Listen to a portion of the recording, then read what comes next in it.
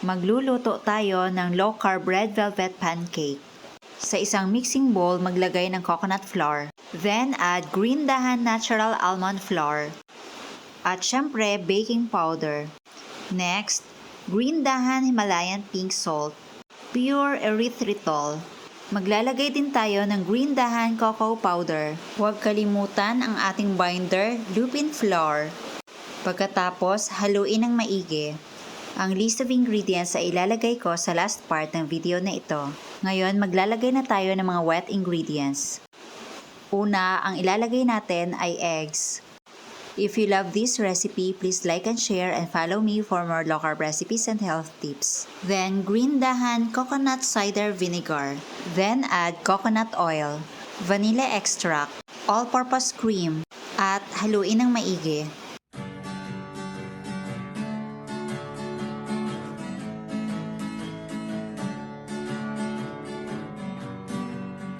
Then, add water and red food color.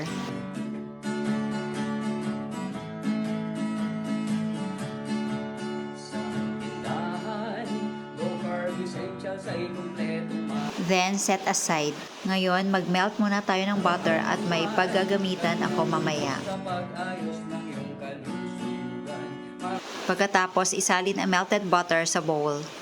At pwede na tayo magluto ng pancake. Maglagay lang sa pan ng pancake mixture, depende sa inyo kung gaano kalapad at gaano kakapal. Pagkatapos, takpan lang natin. Lutuin natin ito over low heat. Kapag naubos yung butter, pwede po tayo maglagay ng mga konting tubig sa gilid-gilid para may steaming effect. Kapag nag-bubbles na, pwede na itong i-flip. Low-carb breads, kakanin, at may sugar-free ulam pa. Happy ang pamimili sa Cheddar's Green Dahan. Dahan, low-carb essentials ay kumpletong matatagpuan. Katulong mo sa pag-ayos ng iyong kalusugan.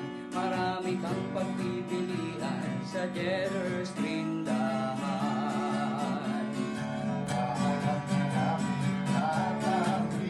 And repeat the process.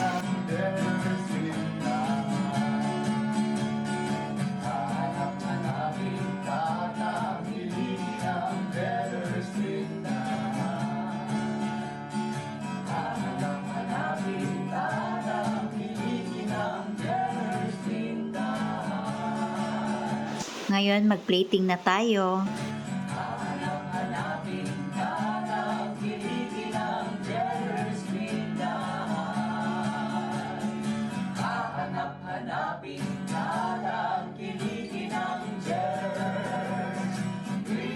Tikman na natin.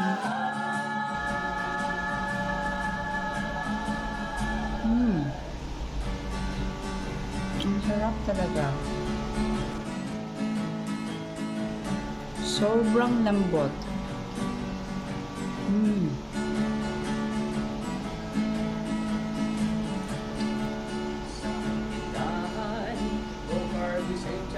O, diba?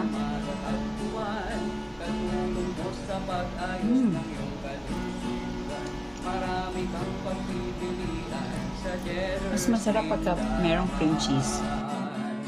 Baking essentials, condiments, nuts and seeds, healthy oils, coconut products. Try nyo talaga to, promise, ang sarap.